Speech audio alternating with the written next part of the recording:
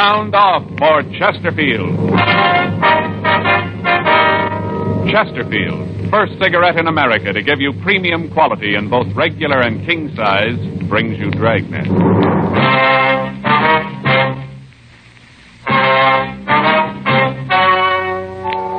Ladies and gentlemen, the story you are about to hear is true. The names have been changed to protect the innocent.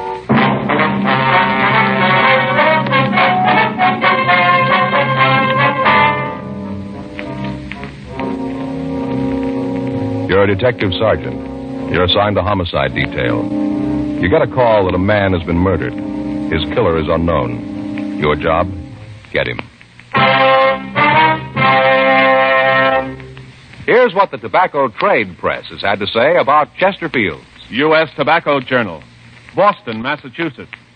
Chesterfield cigarettes in the new king size is still maintaining large turnovers in this area.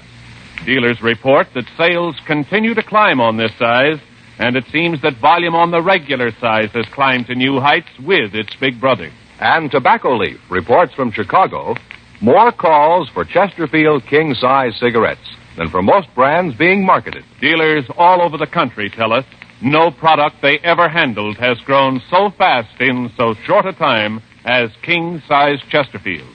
King-size cigarettes give you quantity, but only Chesterfield king-size gives you quantity plus quality. Premium quality. Chesterfield king size contains tobaccos of better quality and higher price than any other king size cigarette. In fact, the only difference between Chesterfield king size and Chesterfield regular is that the king size is larger, contains more of these same tobaccos, enough to give you more than a 1/5 longer smoke. So remember, Chesterfield is the only cigarette to give smokers premium quality in both regular and king size. Ask your dealer for Chesterfield, either way you like them. Premium quality Chesterfields, and much milder.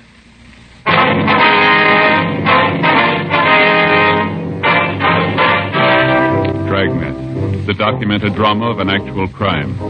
For the next 30 minutes, in cooperation with the Los Angeles Police Department, you will travel step by step on the side of the law through an actual case transcribed from official police files.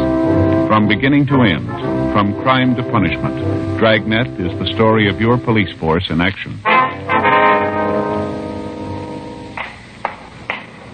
It was Saturday, May 12th. It was warm in Los Angeles. We were working the day watch out of homicide detail. My partner's Frank Smith. The boss is Captain Lorman. My name's Friday. It was 8:04 a.m. when I got to room 42. Homicide. That's you, Joe? Yeah, I'm sorry I'm late, Frank. I got held up in traffic. Okay, no problem. I'll sure be glad when they get that freeway finished, won't you? Around the end of the pass this time of the morning, you can't go more than 10 miles an hour. Yeah, cars really climb up around Franklin. Mm-hmm. Oh, boy, when we get through tonight, I'm going to go straight to bed. I might not even stop to eat. All right, what's the matter? Have trouble getting to sleep last night? Well, I wouldn't have had any trouble if I'd had the chance to do it. What do you mean? I don't get it. My brother-in-law. Oh, what do you have to do with it? A couple of weeks ago, he sent away for one of those courses in hypnotism at home. Uh-huh. Book got to the house yesterday right away. He's got a new career, going to go into the hypnotism business. All right. Yeah. Book tells how if you do it right, you can have full control over people, make them do things you want, all that stuff. Mm-hmm. Right away, he's got to practice on somebody. We just finished dinner, and I was all settled down to watch television. He comes in with this little book, a little bitty mirror and a candle, and the first thing he lights the candle and tells me to look at it. Concentrate, you know. Yeah. I told him to go take a run and jump, and right away Faye joins in and says I don't want him to get ahead. And I said something about the fact that he could use one, and then it started. Ends up with me sitting there and him trying to control my will. Well, did it work? I don't know. Waved his hands in front of me and flashed the mirror in my eyes, and I fell asleep. Yeah. And right away wakes me up, wants to know how it felt, and what it was like when he put me under. I told him he didn't, and I just went to sleep, so he kept trying to use with this book called Post-Hypnotic Suggestion. You know, while I'm asleep, he says something I'm supposed to do when I wake up. Oh, yeah. And he woke me up and waited for me to do it. Well, what do you want you to do? I never found out. He just sat there and looked at me. Every time I'd doze off, he'd wake me up so I could do whatever it was he suggested. And around 1:30 this morning, he gave up. He said the book wasn't any good and he was going to get his money back. All the time, Faye's sitting there just watching, miserable. If I'd known what it was he wanted me to do, I'd have done it to get him off my back. Never did find out what it was. No. This morning, wouldn't even say hello. Figured I wasn't cooperating, I guess. I get it. Homicide, Friday. Yes, ma'am. Yes, ma'am, it is. Mm-hmm. Yes, well, what was that address again? Yes, ma'am, we'll be right out. Something for us? Yeah, a woman out on Burn Street, 6425, says her son's been murdered. Frank and I drove out to the house. It was a typical residential neighborhood. When we got there, a crowd had gathered around the front of the house. A radio car had arrived, and the officers had gotten the people back from the lawn and the entrance of the house. We went in and met the woman who had placed the call, a Mrs. Edith Curtis. She was a woman in her late 40s with graying hair. As we talked to her, she kept wringing a handkerchief in her hand. Jeff was cleaning the gun. Middle of the week, he looked at it and said that it needed cleaning. He's always home on Saturday, so this morning he said he might as well get at it. After breakfast, he got out all the things he uses, put them on the table in there, and started to clean the gun. I was in the bedroom tidying up the place. I heard these loud voices and then a shot. I went to the living room, and I saw this man standing there.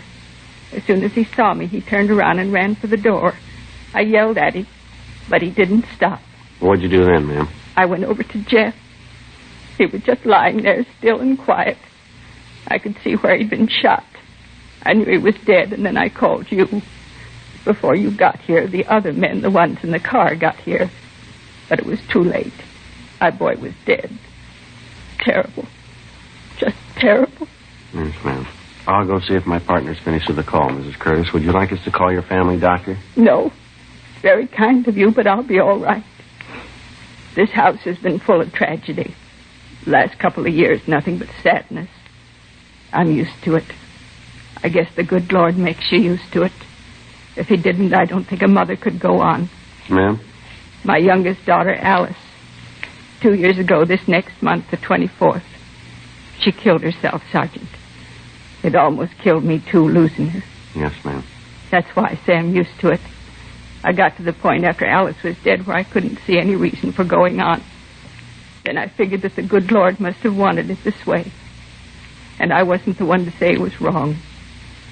Alice was going to have enough trouble as it was. I don't think I understand. Suicide, Sergeant. The one unforgivable sin. Yes, ma'am.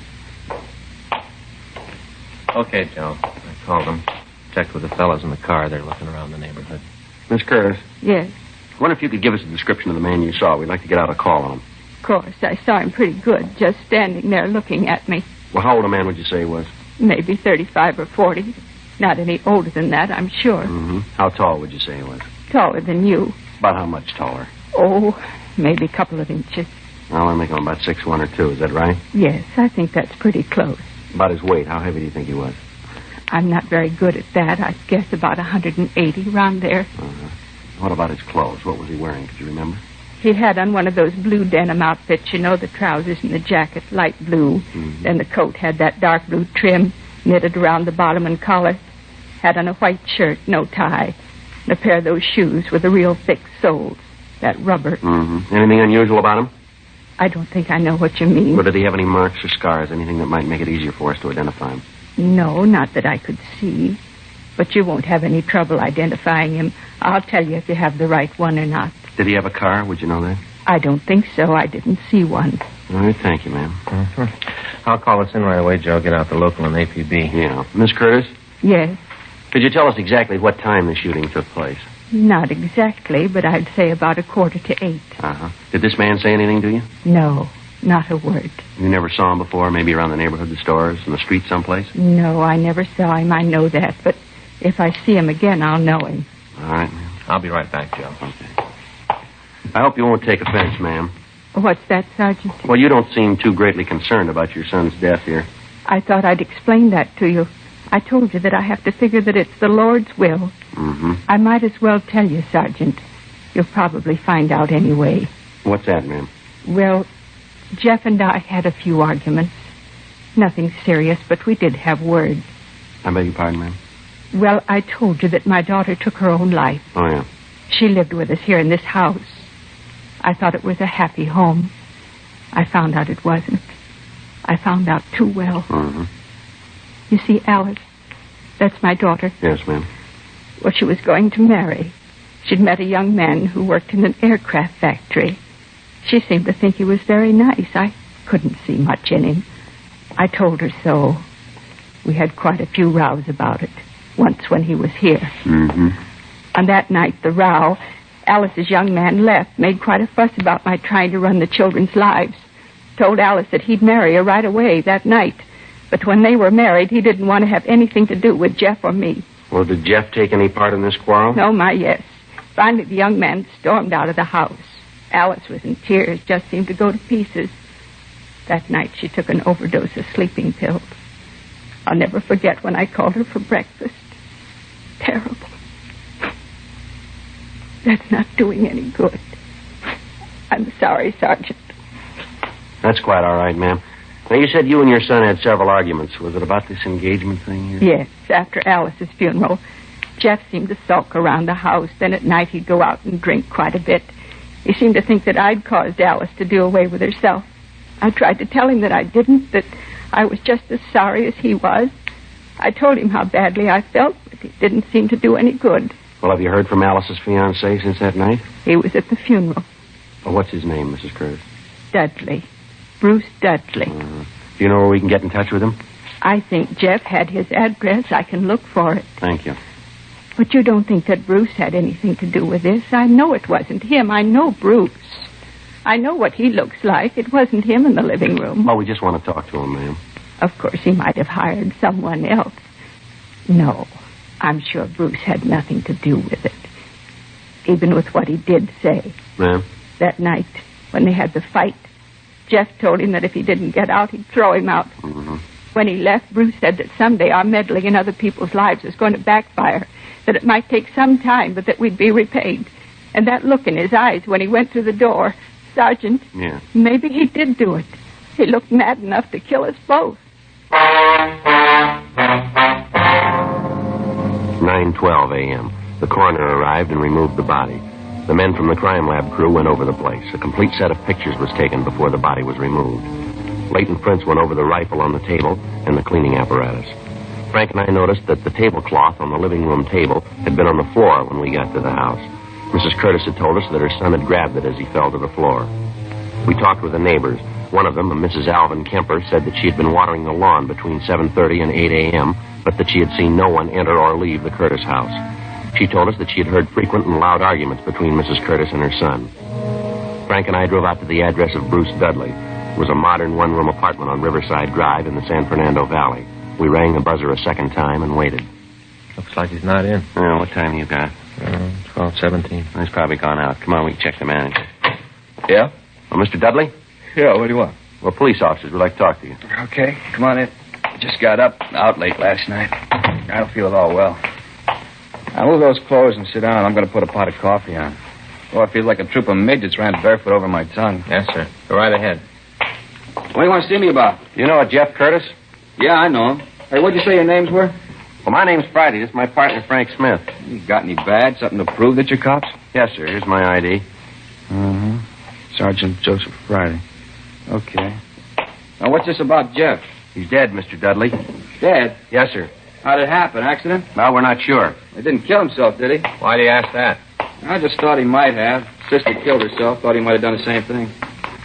Do you know of any reason that he'd do something like that? Oh, no, not that I could name. I understand you and Mr. Curtis didn't get along too well. We got along all right. Oh, when Alice and I split up, there were some words, nothing serious. Well, the way we get it, you were pretty sore at him. Yeah? Yeah, I understand that you and he had quite an argument. He was ready to throw you out of the house. You've been talking to his mother. She's been throwing lies around again. Well, is it true? Did you and Curtis have an argument? Yeah, I got nothing to hide. You been out of the house this morning? No, why? Have any way of proving you were here all morning? Just got up. You know that. You guys got me out of bed. What are you trying to prove? Just want to know if you can account for your time, that's all. You think I had something to do with Jeff's death, is that it? We didn't say that. No, but you meant it. Oh, excuse me, I got to get the coffee. You want some coffee? No, thanks. How about you? No. You don't mind if I have a cup, huh? No, sir, go right ahead. Thanks.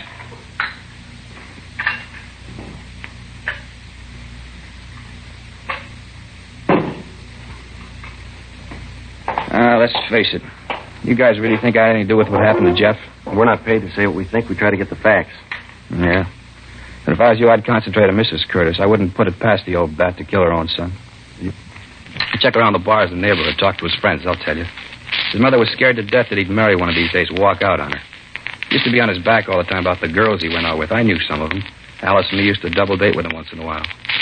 They ever have any arguments about this while you were around? A couple of times, yeah. If you don't believe me, why don't you check with Harry? He'll tell you the same story. Lord knows he went through enough of it. Harry? Yeah, Jeff's brother. He got married, let's see, about 5 years ago. Moved out of the house, lock, stock, and baggage. He went through a thrash with his mother about it. He'll tell you about it. Used to come over to see Jeff once in a while after he got married, but the old lady caused so much trouble that they started to meet at a bar. Got to the point where Harry wouldn't go in the house. Check with him, he'll tell you. You know where we can get in touch with him? No, I haven't got the address. Look it up in the book, Harry Curtis. I think it's out on Selma, someplace in Hollywood. All right, sir. Where do you work? Meyer Aircraft. I'm a toolmaker. You work the day shift? Yeah, I'm off today. Hey, what's this for? Just wanted to know where we could reach you. You still think I had something to do with it, huh? No, we didn't say you did. Your name came up and we had to check it out. Yeah. Well, there were a lot of times when Jeff and I didn't get along. I won't try to tell you that there weren't. I'd never do anything to hurt him. He had enough on his hands with that mother. Yeah? Sure, one night when we came home from a date, Alice, me, Jeff, and his date, we're sitting around the kitchen having something to eat. Mother came in madder than a wet hen. Raised Cain, told Jeff to get the woman out of the house.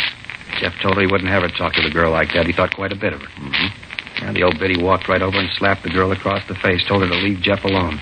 Said she'd rather see him dead than tied up with a girl like that. 2:40 p.m. We drove back to the office. There'd been no replies on the local or the APB. We checked the names of Jeffrey Curtis and Bruce Dudley through R&I. There was no record on Curtis, but Dudley had been arrested twice for LAMC 4127C, being drunk in a public place. He'd served sentences in the city jail on both charges. We checked with the coroner's office, and they told us that Curtis had been killed by a .38 caliber bullet. It had been fired at close range into the back of his skull. The bullet was booked for evidence, and we made out a dead body report. We put in a call to the brother's house, but we were told that he was out of the city, and he wouldn't return until sometime that night. We left word for him to call our office as soon as he returned. We checked on the suicide story given us by Mrs. Curtis and found that an Alice Curtis had taken her own life by an overdose of sleeping pills 2 years before. 5:20 p.m. Frank and I drove out to talk to Mrs. Curtis again. You want to look at Jeff's room, don't you? Yes, Miss Curtis. This way. When we were here this morning, you didn't say anything about your other son. Harry? Mm-hmm. Well, you see, Officer, Harry doesn't care much for me. I know it's hard to believe that a boy would desert his own mother, but that's what Harry did. He got married, and right away his wife started to cause trouble between us. The rifle your son was cleaning this morning. Oh, yes. Those men from the crime lab, I think they said they took it. Yes, ma'am. Did your son do much hunting? Well, he used to do quite a bit before Harry got married. They used to be great pals. Mm-hmm. Mother couldn't ask for a better pair of sons. And when Harry left home, Jeff sort of gave it up. He cleaned the gun when he had to, but he didn't go after game anymore. Then, too, he was afraid to leave me alone at night. Ma'am? Well, we've had a lot of trouble with prowlers in the neighborhood. Had to call the police a couple of times. They didn't find anybody, though. Mm-hmm. These your son's clothes, ma'am? Yes. This man you saw this morning, did you notice if he had a gun? Yes, he did. It was a revolver. When I came into the room, it was still smoking. Mm-hmm. Did your son keep any other firearms in the house? Oh, no, just the rifle. I wouldn't have any other guns in the place. I don't like them. Mm-hmm. You had any call to go up in the attic lately, Mrs. Curtis? What? The attic, ma'am. Have either you or your son had any reason to go up there? No, I don't think we've been up there since we moved. Could I get you officers a cup of coffee or anything? I've got some nice fresh cake. Like a slice of that? No, ma'am. Thanks, just the same. Oh? Yeah. Look at here. Yeah. Look at here on the shoulders of these suits in the back. You see this dirt? Looks like it came down from that door to the attic. Yeah. Let me get a chair and we'll have a look. What's this all about? I told you we haven't used that attic. Don't you believe me? We'd just like to take a look if you don't mind, ma'am. Well, maybe I do mind. It's just going to take a minute, ma'am. I think you officers have sure got your nerve. I tried to be nice to you, help you out. Isn't enough that my boy's dead. Now you have to come in here and tear my home apart. There's something up here, Frank. I can reach it. Yeah, here it is. Get my pencil.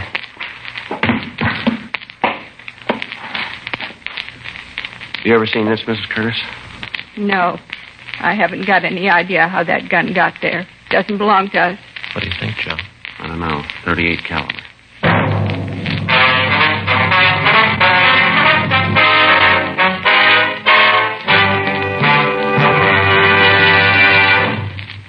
You are listening to Dragnet, the authentic story of your police force in action. And now a report every smoker should hear. Nose, throat, and accessory organs not adversely affected by smoking Chesterfields. First such report published about any cigarette. A responsible consulting organization reports a study by a competent medical specialist and staff on the effects of smoking Chesterfields. For 6 months, a group of men and women smoked only Chesterfields, 10 to 40 a day, their normal amount. 45% of the group have smoked Chesterfields from 1 to 30 years, for an average of 10 years each. At the beginning and end of the 6 months, each smoker was given a thorough examination, including x-rays, and covering the sinuses, nose, ears, and throat. After these examinations, the medical specialist stated, It is my opinion that the ears, nose, throat, and accessory organs of all participating subjects examined by me were not adversely affected in the 6-month period by smoking the cigarettes provided. remember this report and buy Chesterfields, regular or king size. Premium quality Chesterfields, and much milder.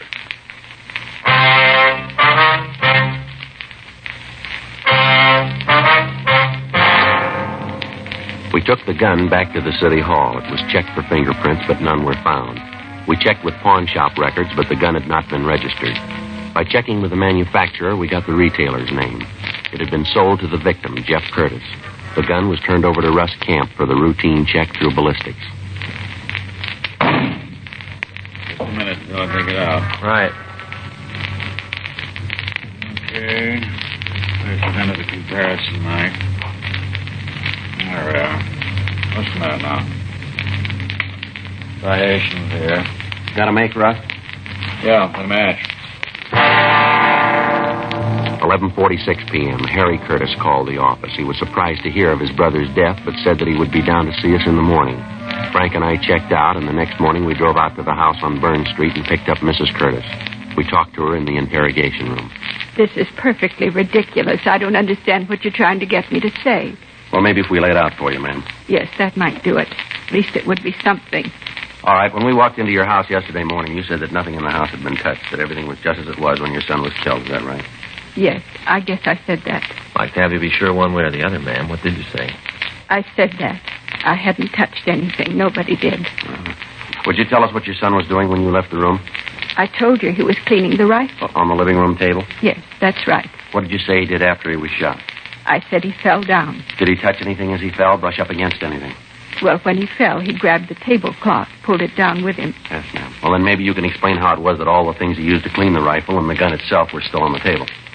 What? How is it those things didn't come off the table when he pulled the cloth off? I don't know what you're trying to get me to say. Well, we'd like for you to tell us the truth. I'm telling that.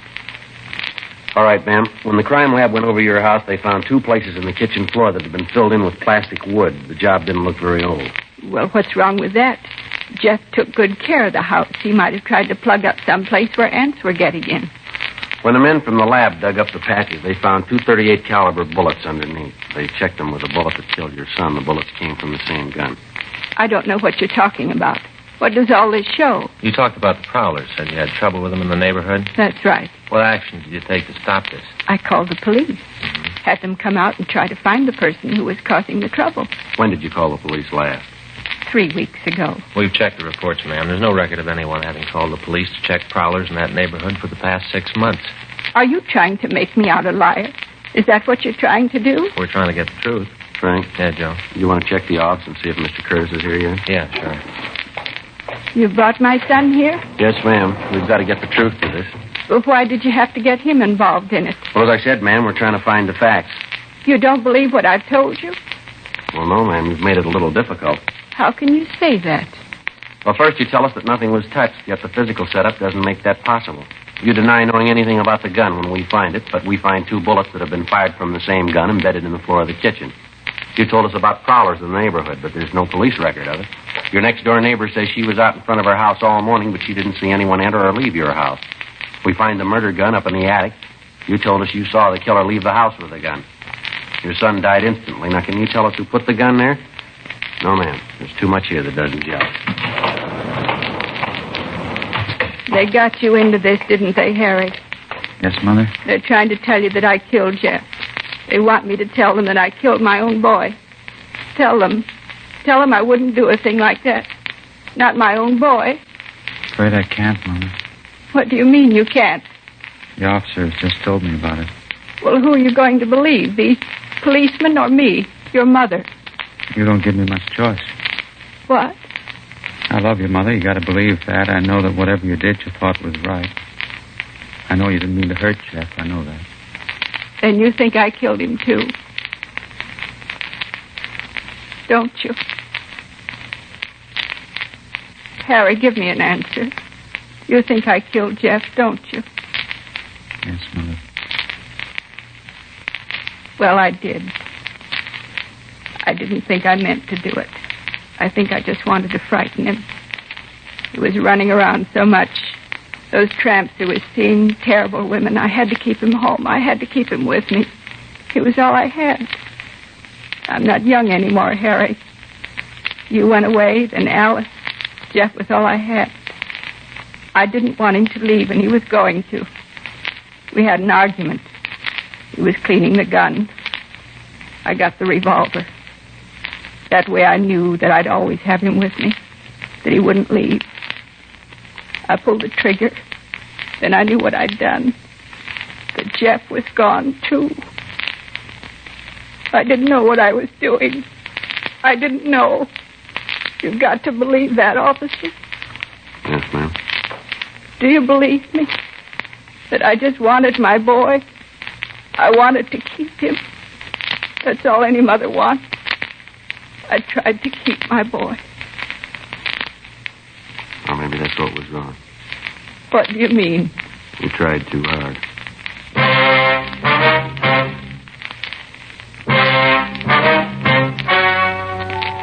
The story you have just heard was true. The names were changed to protect the innocent. On September 4th, trial was held in Department 87, Superior Court of the State of California, in and for the County of Los Angeles. In a moment, the results of that trial. Now, here is our star, Jack Webb. Each of our Dragnet case histories is based entirely on facts taken from authentic police files, and everything we tell you about Chesterfield is based on facts, too. Chesterfield, for example, was the first to name its ingredients. Chesterfield tells you what it's made of, because you should know what gives you the best possible smoke. Now, that brings me to the report that George Fenneman and Hal Gibney read earlier. That, too, is based entirely on facts. Nose, throat, and accessory organs not adversely affected by smoking Chesterfield. First such report ever published about any cigarette. Remember this the next time you buy cigarettes and ask for Chesterfield. Regular or king size, premium quality Chesterfield gives you the best possible smoke.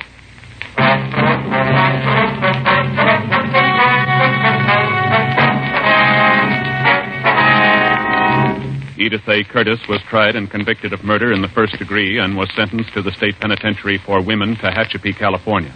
While serving her sentence there, she died from natural causes. Murder in the first degree is punishable by death or confinement in the state penitentiary for life.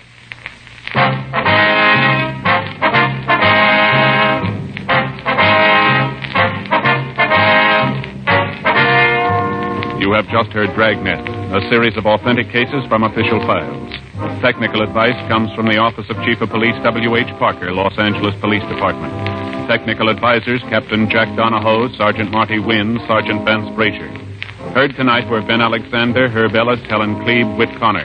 Script by John Robinson. Music by Walter Schumann. Hal Gibney speaking. Tomorrow, sound off for Chesterfield. Either way you like them, regular or king size, Chesterfield gives you the best possible smoke. Much milder Chesterfield. Chesterfield has brought you Dragnet, transcribed from Los Angeles.